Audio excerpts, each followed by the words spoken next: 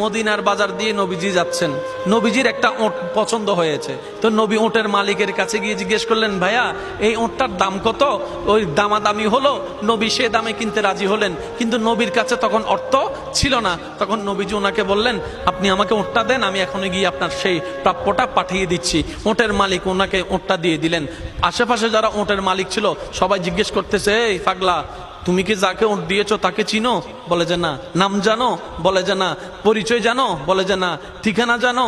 না। তো তুমি যে ওটটা দিয়ে দিলা, উনি যদি ওটার টাকাটা না ফাটায় তখন তো তুমি লসের মধ্যে চলে যাবা। সে ওটের মালিক বলে, এত সুন্দর নুরানি চেহারাওয়ালা কখনো বাটপার হতে পারে না, কখনো চিটার হতে পারে না, কখনো মিথ্যুক হতে পারে না।